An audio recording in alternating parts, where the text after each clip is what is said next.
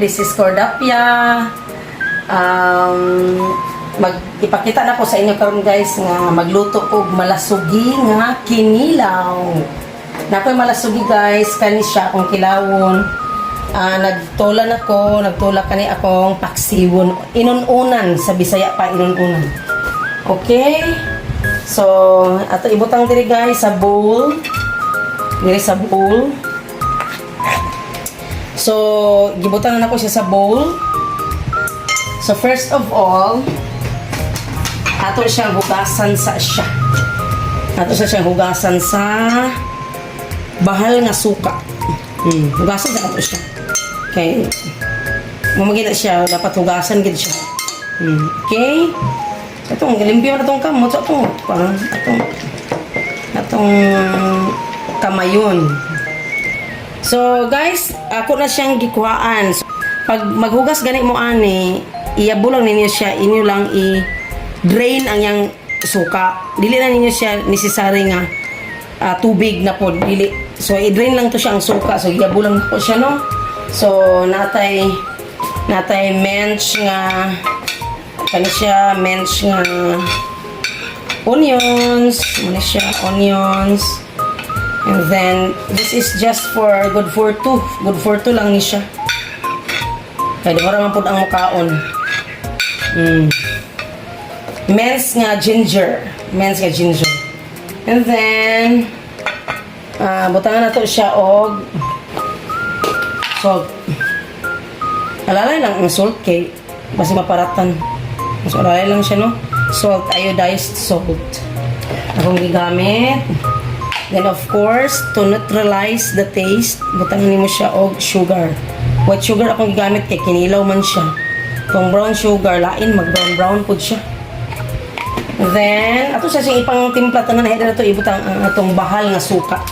So magbutang ta aning black pepper nga powder. Para lami siya. Then, magbutang din ta o gamay lang gid kaayo nga MSG, gamay lang gid kay tanan. Gamay lang. Kay siya kuan. Dayon magbutang ta og kung sa Bisaya pa ni siya, wala ni siya sa Tagalog, wala ito sa Tagalog.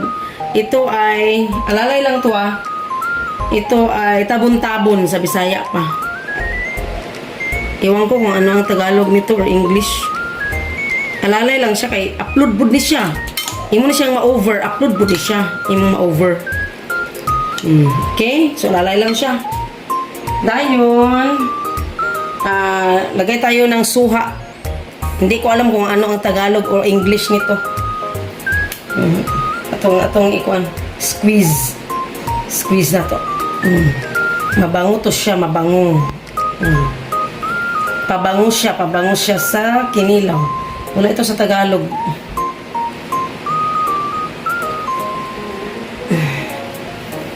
Squeeze. Then, ano pa man, nakalimutan na ba ako? Then, alalay lang tayo ng evaporated. Alpine ang nilagay ko, pero any evaporated, pwede evap milk. Any evap milk, pwede naman siya. Meron naman tayo. Pero alalay lang siya, kasi siya, para hindi siya masyadong marami ang sabaw. Alalay lang siya. Tapos, of course, lagyan natin ng sili. Lagyan natin ng sili. So, lagyan natin ng sili, di ba? Ang iba, lagyan siya ng Sprite. Pero naglagay naman ako ng naglagay na ako ng sugar. So, ayoko ng Sprite. Ang iba, maglagay na lang tayo na ito ng isa lang. Alala lang tayo kasi maasim siya. Maano ang kanyang lasa. Masira. So, ang bahal na suka na bahal.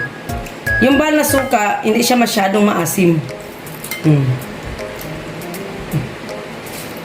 Diba? Ayan na. Tikman ko muna ang sabaw. Kulang silang asin. Asin na lang ang kulang. Asin ba ito?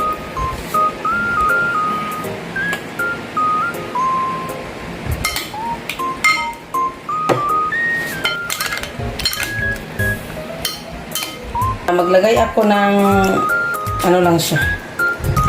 Sibuyas dahunan. Yan lang. And the last but not the least, kanis siya. Cucumber, pipino.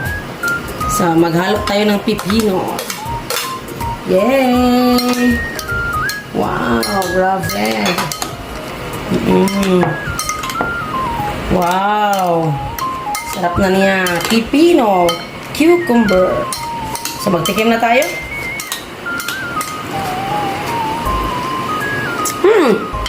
Sakto lang siya. Sakto lang. Tsansa lang ang lasa.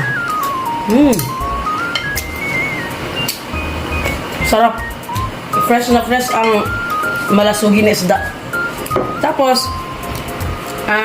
so ito yung guys ang binisaya ng kinilaw. Iba-iba siguro tayo ng proseso ng paggawa ng kinilaw, pero sa amin dito sa mga Bisaya, dito sa Bukidnon, province of Bukidnon, ito yung paggawa ng kinilaw. Okay? This is Cordapia. Until on our next recipe, thank you for watching.